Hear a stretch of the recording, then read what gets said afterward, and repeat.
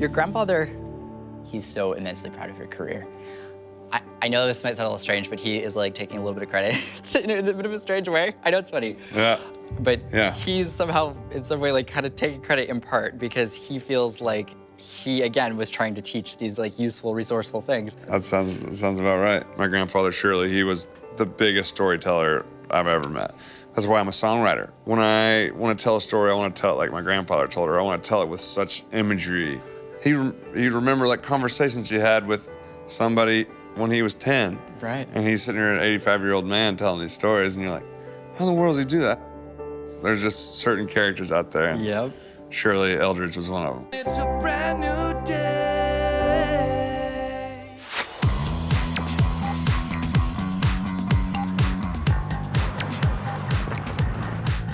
So I'm headed to my reading in Nashville, and I still have absolutely no idea who I'm going to be reading.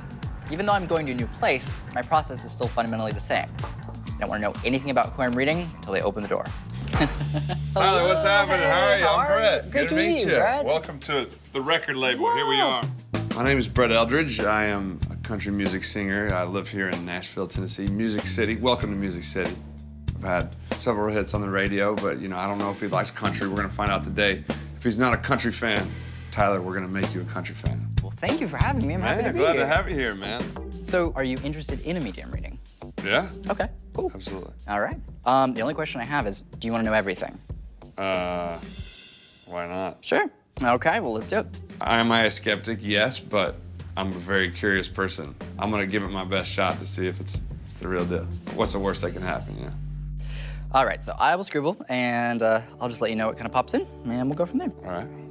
There's a certain individual that I would love to connect with today. They got to see me start to become successful, but not to where it's really gotten to the, you know, singing in front of 50,000 people and crazy stuff like that. They're such a big part of my life to be able to get in touch with them and, you know that they're getting to see all that.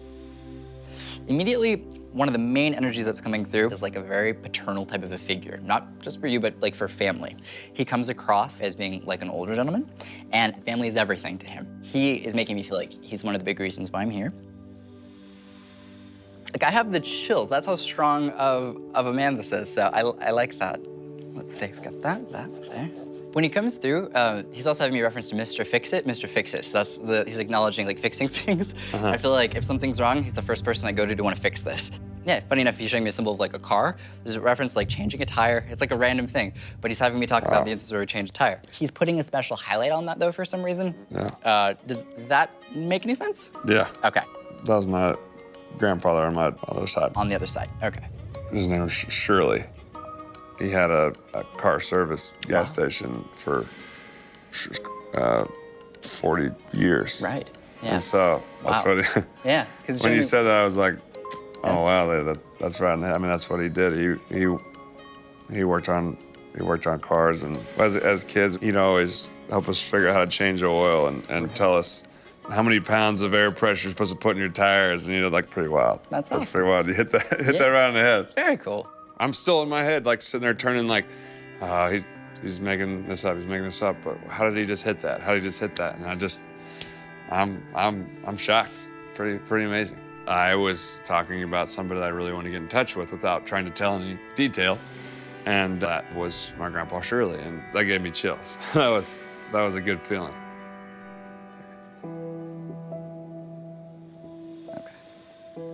There's reference to a blood sugar issue, and then I'm stabbing myself in the stomach, so that usually references like diabetes. There's an acknowledgement of this. My grandfather had diabetes. Right, okay. So let's see. Okay. It's having me acknowledge where he lived, and he's talking about being stubborn as to where he was living. Stubborn's the right word. Yes.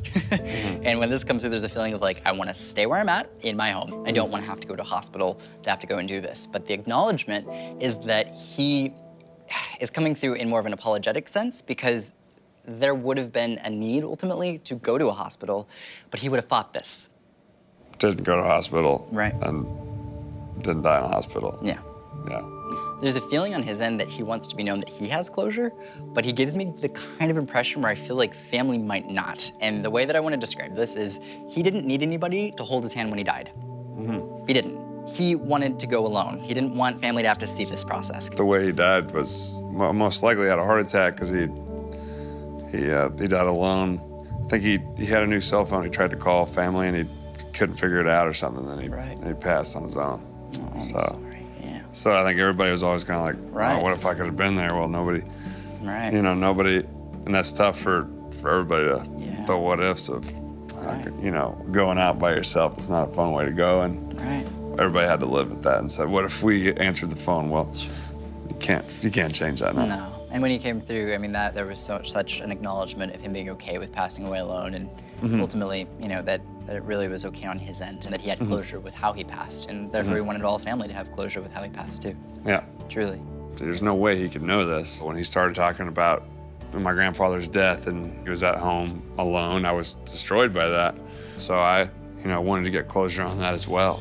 And what Tyler said makes me feel pretty good. Your grandfather, he's so immensely proud of your career. I know this might sound a little strange, but he is like taking a little bit of credit in a bit of a strange way. I know it's funny. Yeah. But he's somehow, in some way, like kind of taking credit in part because he feels like he, again, was trying to teach these like useful, resourceful things. That sounds about right. My grandfather, Shirley, he was the biggest storyteller I've ever met. That's why I'm a songwriter. When I want to tell a story, I want to tell it like my grandfather told her. I want to tell it with such imagery. He'd remember like conversations you had with somebody when he was 10. Right. And he's sitting here, an 85-year-old man telling these stories, and you're like, how in the world does he do that? There's just certain characters out there. And Yep. Shirley Eldredge was one of them. That gave me a good feeling of really not getting up there by myself every day. You know, there really could be something that's helping me through all this, and, you know, being carried with me every day on stage. You're a talented fella. Oh, thank you. I've been very curious for a long time, and you're definitely got it. Oh, thank you. You had a lot Look at going that. on. That looks like one of my lyric sheets. All my secrets are written right here, everybody. This is what my brain looks like. Exactly. Can you believe that? Tyler got it all figured out right here. I still don't understand what just happened. I'm trying to get in touch with my grandfather. That's pulling that right to the forefront for me. You know, that's what carries me to that stage every night. And I'm so grateful that he got me in touch. That was crazy. I was very much skeptical before this, but he nailed several things that I mean, it's making me emotional thinking about it, but it is a, wow.